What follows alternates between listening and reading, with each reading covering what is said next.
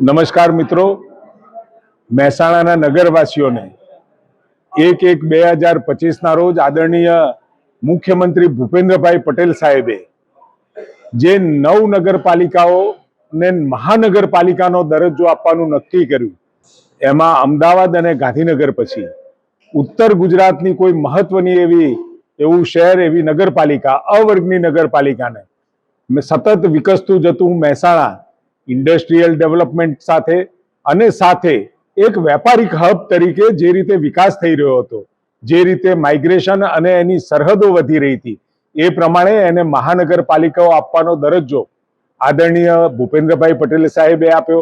આપણે સૌ મહેસાણાના નગરવાસીઓ ભૂપેન્દ્રભાઈ પટેલ સાહેબનો ખૂબ ખૂબ આપણે આભાર માનીએ છીએ કે મહેસાણા નગરપાલિકાની તાતી જરૂરિયાત મહાનગરપાલિકાનો દરજ્જો, અને મહાનગરપાલિકાનો દરજ્જો એટલે કે જે આપણી 17 મહાનગરપાલિકાઓ હવે બનવા જઈ રહી છે, એ 17 મહાનગરપાલિકાઓમાં વિધિવત નિયમ અનુસાર જે નગરપાલિકાઓમાં ગ્રાન્ટો મળતી હોય, એના સિવાય પણ વિશેષ આ મહાનગરપાલિકાઓને વિકસિત કરવા માટે રાજ્ય સરકાર તરફથી પણ મહત્વના પ્રોજેક્ટ્સને ફંડિંગ પણ કરવામાં આવતું હોય છે. અને એ મહાનગરપાલિકાઓને સૌંદર્યકરણ અને સાથે સાથે એવી સુવિધાઓ ત્યાં ડેવલપ થાય કે જેથી કરી ત્યાં રહેતો નાગરિક ઇઝ ઓફ લિવિંગનો અનુભવ કરી શકે, ઇઝ ઓફ બિઝનેસનો અનુભવ કરી શકે. એ પ્રકારની આ મહાનગરપાલિકાનો દરજ્જો આપણને મળ્યો છે. અને મહાનગરપાલિકાનો દરજ્જો મળ્યા પછી તરત જ મ્યુનિસિપલ કમિશનરની નેતૃત્વમાં શહેરે વિકાસ કરવાનું ચાલુ કર્યું, અને કેટલાક આયામો આપણે સિદ્ધ પણ કર્યા છે, સર પણ કર્યા છે, ને કેટલાક આયામો ચાલુ પણ છે. Taluka panchayat MMC plaza public space making બનાવવાની કામગીરી આપણે પૂરી કરી છે કે જે રીતે કોઈ પણ જગ્યામાં જે ખૂણાઓ પડતા હોય એ ખૂણાઓનો ક્યાંય દુરુપયોગ ન થાય, અને એ ખૂણાઓ સુંદર બગીચાના સ્વરૂપે ત્યાં બેસવા માટે, ક્યાંય સિનિયર સિટીઝન્સ માટે બેસી શકે, બાળકો આરામથી રમી શકે એવા પ્લેસનું નિર્માણ કર્યું છે. રાધનપુર રોડ ખાતે કાશી વિશ્વનાથ મંદિરથી દેદિયાસણ વેળા સુધી સ્ટ્રોમ વોટર પાઇપલાઇન નાખવાની કામગીરી પણ આપણે પૂરી કરી છે. વિરાંજલી વન રીડેવલપમેન્ટ તથા બ્યુટિફિકેશન કરવાની કામગીરી પણ હાથમાં ધરેલી છે. વિવિધ જગ્યાએ સીસી રોડ બનાવવાની તથા પેવર બ્લોક નાખવાની કામગીરી પણ અત્યારે હાલ ચાલુ છે, અને મહદઅંશે એ લગભગ પ્રગતિમાં પૂર્ણતાના આરે પણ છે.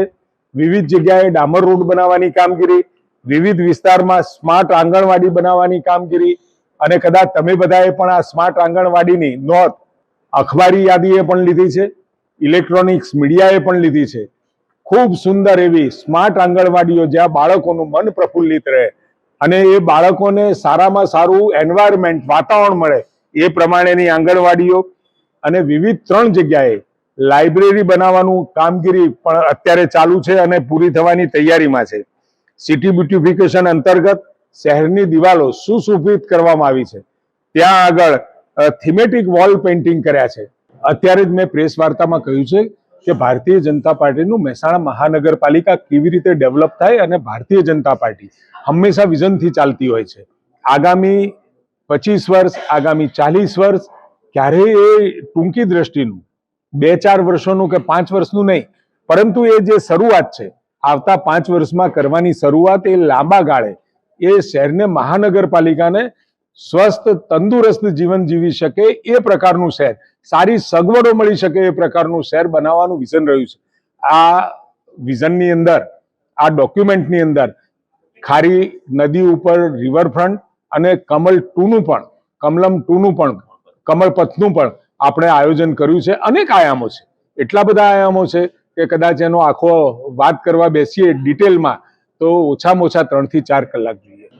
ગુજરાત સમગ્ર દેશની અંદર યાદ રાખો, રોજગારી તમે કોંગ્રેસના ઝાંસામાં આવી અને જે રીતે પ્રશ્ન રોજગારીનો ઉદ્ભવે છે, આજે પણ તમે ખેડૂતોને પૂછશો કે મજૂર મળે છે કે નથી મળતા, તો આજે પણ ખેડૂતોને મજૂરો લેવામાં મુશ્કેલી પડતી હોય, અને બહારના રાજ્યના લોકો અહીંયા રોજગારી માટે આવતા હોય, પશ્ચિમ બંગાળમાંથી આવે છે, બિહારમાંથી આવે છે, ઓરિસ્સાથી આવે છે, ક્યાંયથી રોજગારી માટે બહારના રાજ્યના લોકો અહીંયા રોજગાર લેવા આવતા હોય, ત્યારે વારંવાર કોંગ્રેસનું રટાયેલું જ છે. એક જ મુદ્દો એમની પાસે છે કે જેનો કોઈ બેઝ નથી, બેઝલેસ આરોપ, રોજગારીનો મુદ્દો એ મુદ્દા સાથે એ આવતી હોય છે, ક્યાંય એનું તળિયું જ નથી. આઉટસોર્સિંગ કર્મચારી એ સરકારની નીતિ હતી અને વખત જતા જતા એ લોકોના પગાર ધોરણમાં પણ ખૂબ બધો વધારો કરેલો છે અને યોગ્ય રીતે એમને પગાર મળી રહે એ પ્રકારની વ્યવસ્થા સરકારે કરેલી છે. એ બધા ગામો સાથે આદરણીય મુખ્યમંત્રી ભૂપેન્દ્રભાઈ પટેલ સાહેબ સાથે બેસી આજે જ બપોરે એ તમામ મુદ્દાઓનું નિરાકરણ આવ્યું છે અને બધા જ જે ગામો આપ કહી રહ્યા છો એમની સાથે વાતચીત કરી અને એનો ઉકેલ દિવાલોને સુશોભિત કરવાનું પણ કામ આપણે કર્યું છે. વિવિધ વિસ્તારમાં કેચ ધ રેઇન કેમ્પેન હેઠળ રિચાર્જ વેલ બનાવવાની કામગીરી શરૂ કરી છે, જેથી કરી વધુ મહત્તમ પાણી એ ધરતીના પેટાળમાં ઉતરે અને પાણીના તળ ઊંચા આવે એ પ્રકારની કામગીરી શરૂ કરી છે. નાઇટ શેલ્ટર હોમ બનાવવાની કામગીરી શરૂ કરી છે. અર્બન વન કવચ ફોરેસ્ટ બનાવવાની કામગીરી પણ આપણે હાલમાં ચાલુ છે. નવીન ભરેલ વિસ્તારોમાં સ્ટ્રીટ લાઇટ તથા CCMS લગાવવાની કામગીરી, ઘન કચરાના નિકાલ માટે વેસ્ટ પ્રોસેસિંગ પ્લાન્ટ બનાવવાની કામગીરી, શહેરના હયાત ડ્રેનિંગ પમ્પિંગ સ્ટેશનોના રિનોવેશન અને નવીનીકરણની કામગીરી 1/1/2025 થી અત્યાર સુધીમાં મહાનગરપાલિકા બન્યા પછી આટલી કામગીરી આપણે શરૂ કરી છે. અને હવે જ્યારે મ્યુનિસિપલ કમિશનર સાથે ચૂંટાયેલી બોડી બેસશે એટલે શહેરના વિઝન અને સાથે વહીવટી કામગીરીની અનુકૂળતા સાનુકૂળતા ખૂબ વધવાની છે. પ્રત્યેક વિસ્તારની અંદર ત્યાં નાગરિકોને નાની મોટી મુશ્કેલીઓ અને એના સૌંદર્યકરણ, એના રોડ, રસ્તા, ગટર, પાણી, વરસાદી ભરાયેલું પાણી, આ બધા નિકાલની વ્યવસ્થા પણ સુંદર રીતે થઈ શકશે. વિશ્વાસ છે કે 52 સીટોમાંથી 52 સીટ ઉપર મહાનગરપાલિકા ભારતીય જનતા પાર્ટીના ઉમેદવારોની બનવાની છે. ત્યારે શહેરને અતિ આધુનિક બનાવવા અને સાથે ખૂબ સારી સગવડતાવાળી મહાનગરપાલિકા બનાવવાની દિશામાં આપણે આગળ વધી રહ્યા છે. પરંતુ હજુ પણ ભારતીય જનતા પાર્ટીનું વિઝન છે કે આવતા સમયમાં મહેસાણા કેવું હોવું જોઈએ. મહાનગરપાલિકાનો દરજ્જો મળ્યો છે એટલે વિવિધ પ્રોજેક્ટ્સ એ મહેસાણામાં કેવા હોવા જોઈએ અને રાજ્ય સરકાર પાસે પણ જે મહત્વના અને ખૂબ કિંમત ધરાવતા પ્રોજેક્ટ્સો માટે આદરણીય ભૂપેન્દ્રભાઈ પટેલ સાહેબે પણ ખાતરી આપી છે કે રાજ્ય સરકાર મહાનગરપાલિકાના મોટા પ્રોજેક્ટ્સની અંદર એ સહયોગ કરશે. ઉત્તમ અને વ્યવસ્થિત શહેરી આયોજન કરવાનું નક્કી થયું છે અને ભૂતકાળમાં પણ કર્યું હતું, પરંતુ મહાનગરપાલિકા બન્યા પછી એનો નવો વિસ્તાર ભળતાની સાથે નવા વિસ્તારને પણ સુવ્યવસ્થિત એનું આયોજન થાય, સુવ્યવસ્થિત રીતે એનો વિકાસ થાય એની ચિંતા પણ ભારતીય જનતા પાર્ટીના આ વિઝન ડોક્યુમેન્ટમાં કરવામાં આવી છે. સિટી બ્યુટિફિકેશન પ્રોજેક્ટ ડિટેલ તો આમાં છે જ, પરંતુ હું આપ સૌને હાઇલાઇટ્સ કહી રહ્યો છું.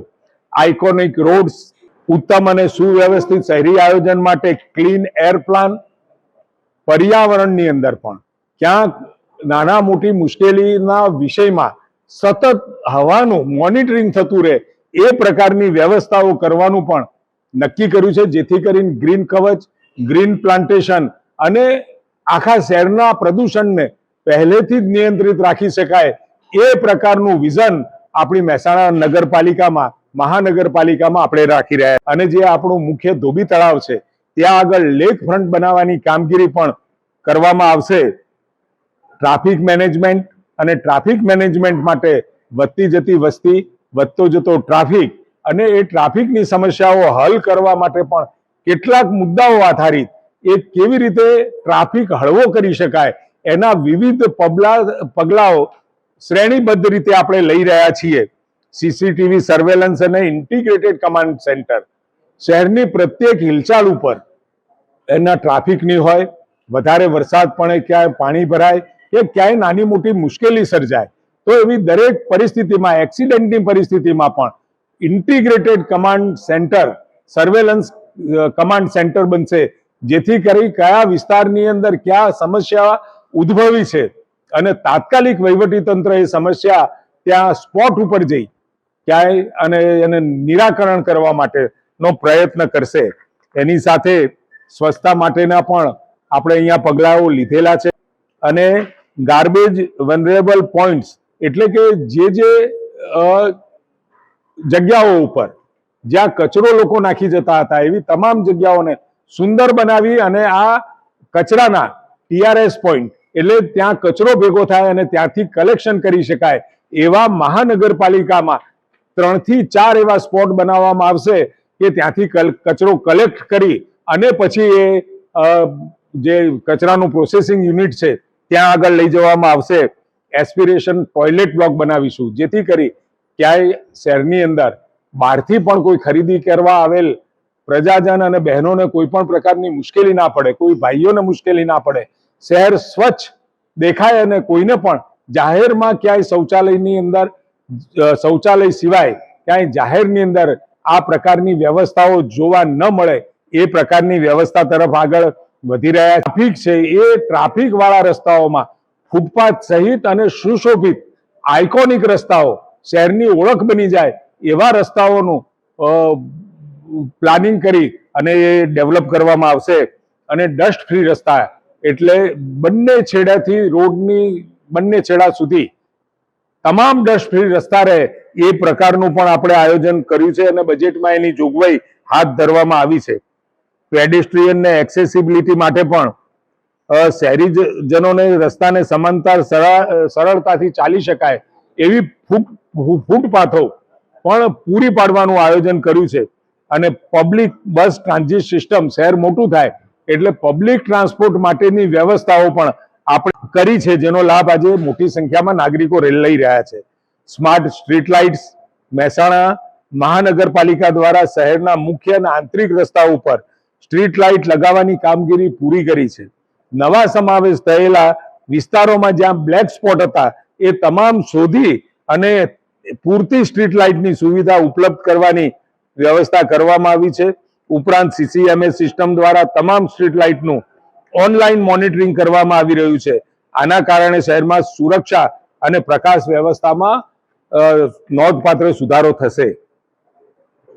ઝડપી અને શ્રેષ્ઠ સેવા માટે પાણી પુરવઠો જે હાલમાં 57 MLD પાણી આપણા શહેરને મળી રહ્યું છે, 40 MLD પાણી નર્મદાનું અને 17 MLD પાણી ટ્યુબવેલ આધારિત શહેરને જે પૂરું પાડી રહ્યા છીએ અને ગુજરાત સરકાર શ્રી દ્વારા કુલ 98 MLD નર્મદા આધારિત 2040ની વસ્તીને અનુલક્ષી અને આપણે આયોજન કર્યું છે જેમાં નાગલપુર ખાતે 50 MLD કેપેસિટીના વોટર ટ્રીટમેન્ટ પ્લાન્ટ બનાવવાની કામગીરી હાથમાં છે.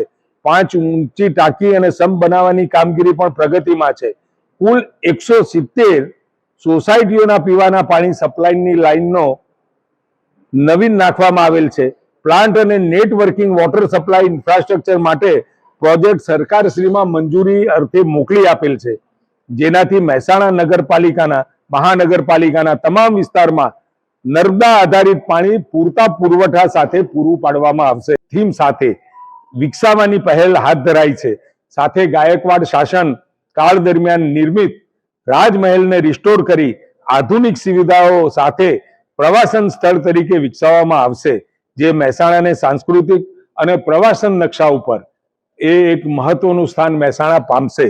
સ્માર્ટ આંગણવાડીઓ આપણી મહાનગરપાલિકાઓએ પહેલ કરી સમગ્ર ગુજરાતની અંદર સ્માર્ટ આંગણવાડીઓની શરૂઆત કરી છે અને નવીન વિસ્તારોમાં પણ જે આંગણવાડીઓ છે એને સ્માર્ટ બનાવવામાં આવશે અને જ્યાં થોડી ઘણી પણ બાકી રહી છે એ તમામ 11 જગ્યાએ નવીન સ્માર્ટ આંગણવાડી બનાવીશું અને 15 જેટલા વિસ્તારમાં નવીન સ્માર્ટ આંગણવાડી બનાવવાનું આયોજન કરેલ છે.